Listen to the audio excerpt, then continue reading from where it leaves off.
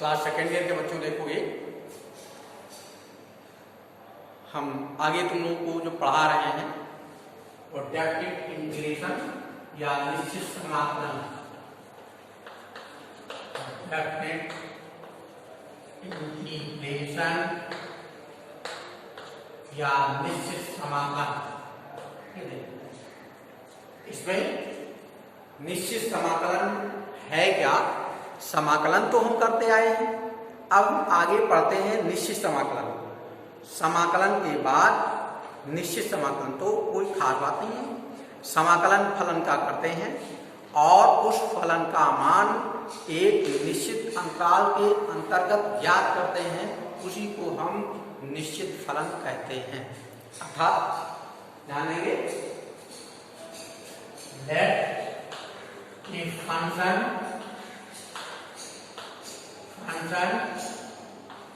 is function y equal to fx,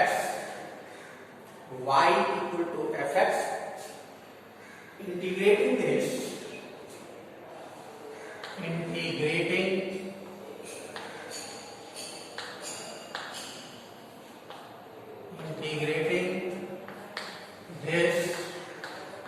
in interval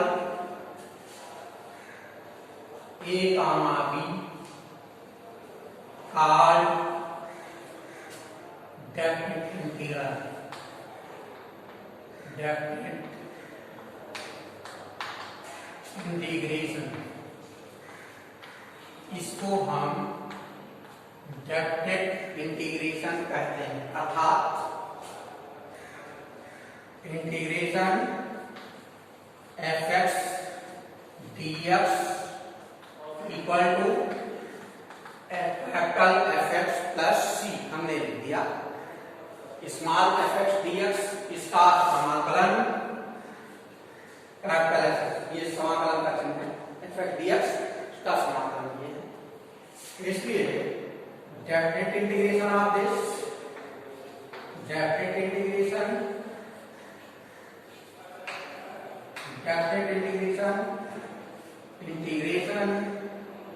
a to b fx dx equal to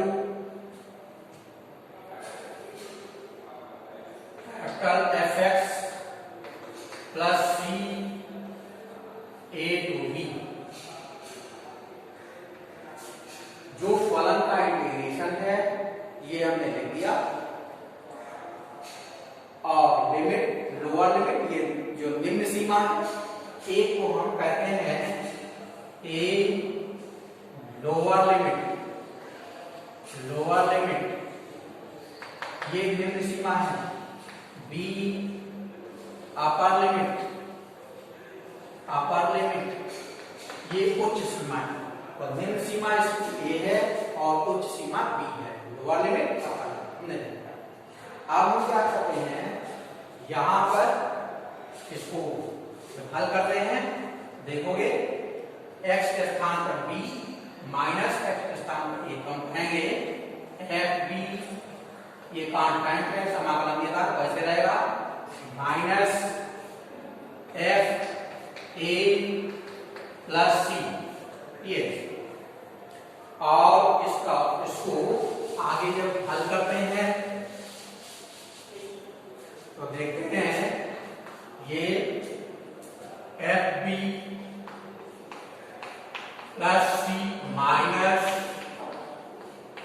F A minus C, bracket open होगा, यहां minus हुआ, minus C plus C cancel out, then this will be F B minus F A. This is the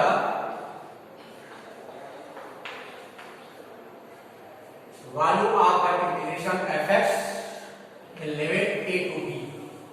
ये इस फलन का निश्चित समाकलन हो गया अंतराल a से b में। अब इस पर आधारित एक तो क्वेश्चन बता दें तुमको, उसको देखो।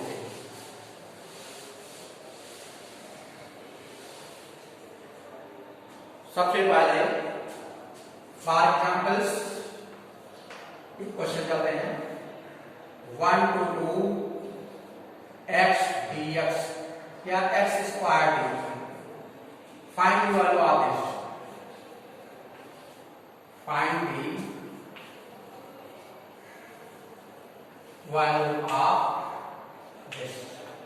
हमें दिए गए डेफिनेट इंटीग्रल का मान ज्ञात करना है कि इसका मान क्या होगा। आगे देखोगे सॉल्यूशन, इसका solution I equal to 1 to 2 x square dx। x square का इंटीग्रेशन x क्यूब बाई 3। हम देखते हैं यहाँ पर डेफिनेट इंटीग्रेशन में कांस्टेंट समाकलन नियतांक को कोई मतलब नहीं था, तो उसको लिखने की कोई आवश्यकता नहीं है। हमने इसका इंटीग्रेशन किया और 1 to 2 लिख देते हैं। समाकलन नियतांक निश्चित समाकलन में लिखने की आवश्यकता नहीं है, इसलिए उसको नहीं लिखा।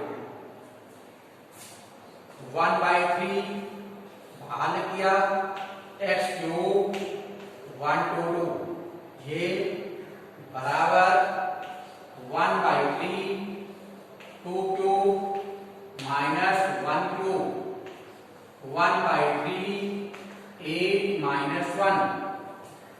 This will be 7/3। This is the answer। इस प्रकार से हमें इसका मान मालूम हो जाता है। अब एक दूसरा एग्जाम्पल भी लेते हैं।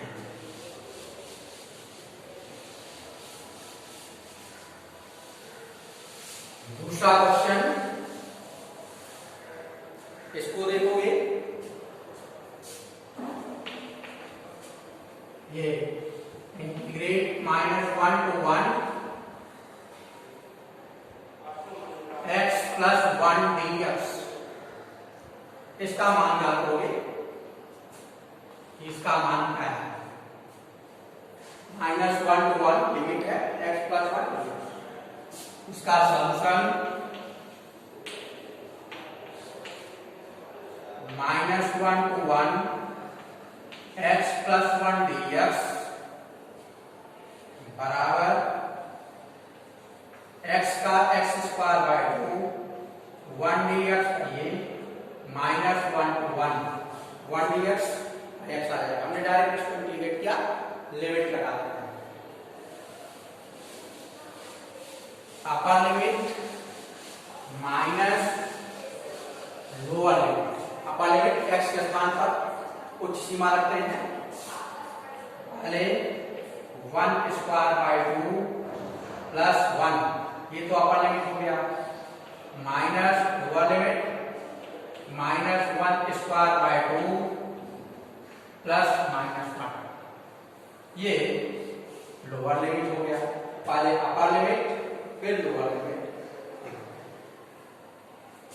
ये 1/2 plus 1 -1/2 -1 1/2 plus 1 3/2 minus 1/2 -1 -1/2 this 3/2 minus plus 1/2 4/2 this is equal to 2। this is the answer।